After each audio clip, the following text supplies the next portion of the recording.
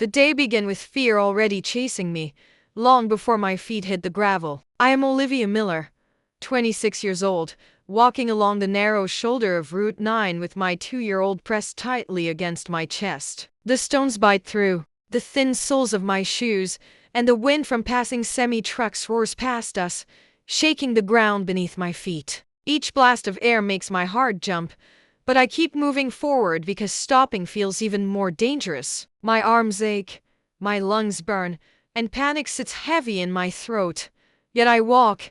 Then everything changes in a single violent moment. Tires scream against the road, and a black truck swerves hard and slams into a stop right in front of me. My father's truck. He jumps out before the engine even fully dies, his face pale and sharp with rage as his eyes scan the empty road behind me. His voice cuts through the traffic as he demands to know where my vehicle is. I look straight at him, my body shaking, and for the first time I finally tell the truth. Anthony took my keys. He decided I was medically unfit to drive. Inside my father's truck, the noise of the highway disappears, replaced by a thick, painful silence. The air conditioner blasts cold air against my skin, drying the sweat on my face but doing nothing to ease the tight knot twisting in my stomach. Noah falls asleep almost instantly in his car seat, soothed by the hum of the engine. I stare at his calm little face, and my hands begin to tremble as the fear fades and shame takes its place. My father asks how long this has been happening. His eyes stay on the road, his hands locked around the steering wheel, his knuckles white. He is not asking as a father. He is asking as a police chief gathering facts. I whispered that it has been 6 months, ever since Noah turned 18 months old. He takes a sharp breath. I explained that I never spoke up because it did not look like abuse at first. That is how it works. It never begins with shouting or locked doors. It begins quietly. Kindly. It began with a casserole. Susan showed up one evening with dinner and told me I looked exhausted. She offered to take the night shift, and I was exhausted, so I agreed. Then Anthony told me not to worry about bills because he was an accountant and could handle the finances. While I focused on Noah, I was overwhelmed, so I thanked him. I watched the trees blur past the window as I explained how the trap works, how it tightens slowly until you no longer notice the pressure. I tell my father it was like the boiling frog story. Drop a frog into boiling water and it jumps out. Place it in cool water and slowly turn up the heat, and it never realizes it is dying. That was my life. The heat rose 1 degree at a time. Susan moved into the guest house to help, then appeared in my kitchen every morning criticizing the food I made. Soon she was checking grocery receipts and circling items she said were unnecessary. When I protested, Anthony said I was ungrateful and claimed I had postpartum anxiety.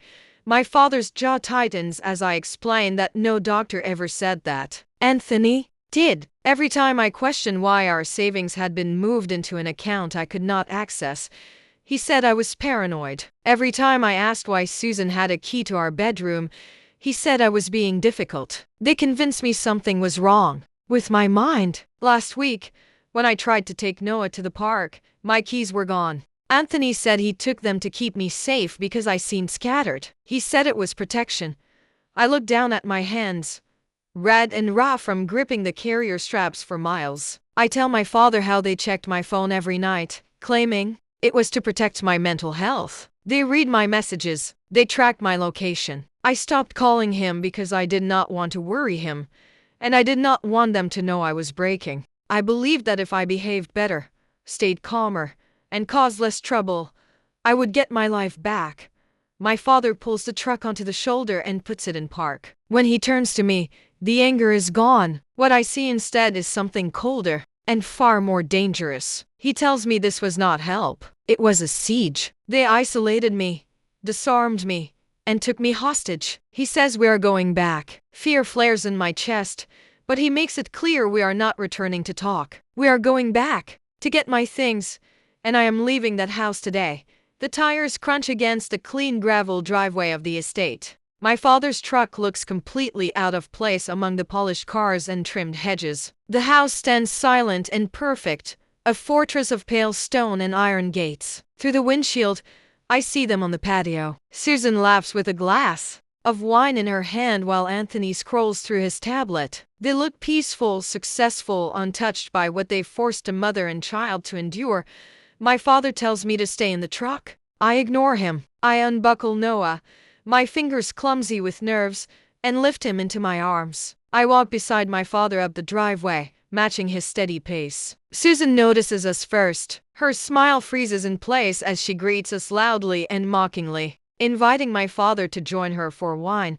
My father climbs the stone steps without looking at her. His eyes lock onto Anthony as he asks for my keys in a low, controlled voice that demands obedience. Anthony stands, smoothing his shirt, and claims they were worried about me. He calls me unstable and says the keys were taken for safety. Speaking with fake concern and quiet disrespect, I step forward and say I am not unstable and that I am leaving. Susan laughs sharply and lists everything I supposedly lack, claiming they are protecting me and holding the family together. My father steps between us, calm and unshaking, and tells her plainly that they are holding me hostage. He demands the keys. Anthony refuses and declares the house, the car, and the rules belong to him. He says I can leave on foot, but I am not. Taking my son, the air shifts. Everything goes still. My father steps closer and explains the law in a voice that carries authority and certainty. He names their actions for what they are. He tells me to go inside and get my documents and Noah's things while he handles the rest. I run past Anthony, ignoring Susan's shouting, and race up the stairs as my father invites her to call the police. Inside, the house feels cold and unfamiliar. It is no longer a home. It is a crime scene. I grab clothes without folding, stuffing them into a bag along with Noah's things. My breathing turns sharp and uneven. My father stands guard at the door, unmoving, protecting me with his presence. I clutch Noah's favorite blanket and whisper his name. He does not turn, but his voice breaks slightly as he speaks. He tells me he noticed it 6 months ago, at a Sunday dinner when I did not laugh even once, when something dimmed behind my eyes. When the spark I always carried began to fade. I saw the light going out in your eyes, Olivia. I froze. He knew. I told myself it wasn't my place. He continued, his voice cracking. I told myself marriage is hard, that I shouldn't interfere, that I was helping by giving you space. I thought I was respecting your boundaries, but I wasn't. I was leaving you behind enemy lines without a weapon. I'm so sorry. The guilt in his voice was heavy, a physical thing. It was desolate regret of the watchman who fell asleep while the castle was breached. I walked over and put a hand on his arm. You're here now, I said. But Dad, you need to know something. I didn't stay because I was weak. He turned to look at me, his eyes searching mine. I stayed because I was terrified that if I left without a plan, they would take Noah. I pulled a hidden folder from under treacherous, the one place Susan never checked because she was too busy inspecting the dust on the baseboards. I opened it. Inside were photos of Anthony's bank statements I'd snapped when he left this laptop open. Screenshots of texts between him and Susan discussing how to manage me. I wasn't just surviving, Dad, I said, my voice steadying. I was gathering ammunition. It's the invisible weapon of the survivor. You don't yank again the chain because it just chokes you harder. You wait. You pick the lock while they're sleeping. I was waiting for the moment I could leave with no hand, never have to look back. Today was that moment. My father looked at the folder, then at me. He didn't see a victim anymore. He saw his daughter. Let's go, he said. We walked out of bedroom. Anthony was at the bottom of the stairs, looking up at us with a mix of fury and disbelief. Susan was behind him, her phone in her hand. You can take him, she shrieked, pointing at Noah in my arms. That is kidnapping. I have the police on the line right now. My father didn't even slow down. He descended the stairs step by heavy step, forcing Anthony to back up. It is not kidnapping for a mother to travel with her child, Susan, my father said. His was projecting with the authority of a man who knew every statute by heart, but preventing a person from leaving a premises that is unlawful restraint. And if you lie to a 911 dispatcher about a custody dispute to incite a police response, that is filing a false report. Do you want me to spell out the sentencing guidelines for you? Susan's mouth snapped shut. Her thumb hovered over her phone screen, trembling. I walked past them. I didn't look at Anthony. I didn't look at the kitchen where I'd cried over burnt toast. I walked out the front door into the blinding afternoon sun. The air tasted different out here. Tasted like oxygen. The drive to my father's house felt like the first real breath I'd taken in air. The silence wasn't empty. It was if. Noah babbled in the back seat, pointing at the passing trees, oblivious to the fact that his mother had just burned down her life to save his. When we pulled into Dad's driveway, I expected relief. Instead, my brain switched into overdrive. The adrenaline rush was brutal, leaving me shaky and nauseous. We need to check everything, I said,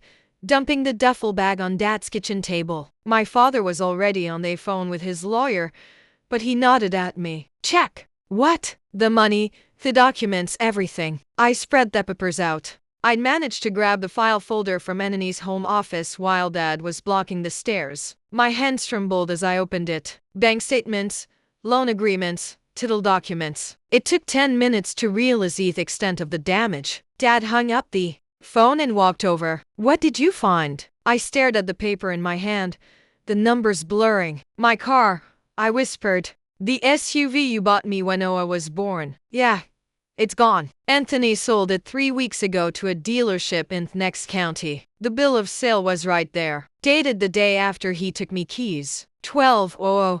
My father's face went stoic, a mask of controlled rage. He sold a gift given to his wife. He didn't just sell it. Dad, look at this. I pushed a bank transfer aside toward him. He used the money to pay off a credit card, but the card isn't in his name. It's in Susan's. Dad picked up the paper. Susan's gambling debt or a failed business venture. Does it matter? They stole my car to pay her bills. But that wasn't the worst of it. I dug deeper into the file, my heart pounding a frantic rhythm against my ribs. There was a loan document from a private lender. 40,000. The borrower listed was Olivia Miller. I didn't sign this, I said, my voice rising in panic. Dad, look at the signature. Looks like Anthony trying to write like you. Dad finished. I felt the room spin. He took out a $40,000 loan in my name and the educational trust fund. The 5600 my grandmother left me. I logged into the banking app on my phone, my fingers slipping on the screen. Incorrect password. I tried again. Locked out. I called the automated number, punching in my social security number. The balance of your account ending in $44.92 is $0. I dropped the phone. They had taken everything. The car, the trust fund, my credit. It wasn't control anymore. It was a deliberate attempt to bankrupt me, to trap me with no way out. My father studied the documents, the forged loan, the car sale, the transfers. His expression hardened. This isn't a marriage issue, he said. This is felony fraud. When Anthony and Susan showed up, shouting and threatening custody, I opened the door calmly and handed him the envelope. Inside was the proof, loan documents, bank records, the forget signature. His confidence collapsed. Read. You stole 5600, I said. That's not a marriage. That's a crime. I gave them a choice. Return the money by morning or the file goes to the district attorney. They left in panic, exposed and powerless. 3 months later, I locked the door of my own apartment, small, quiet, chosen by me. My bank balance was modest, but it was mine.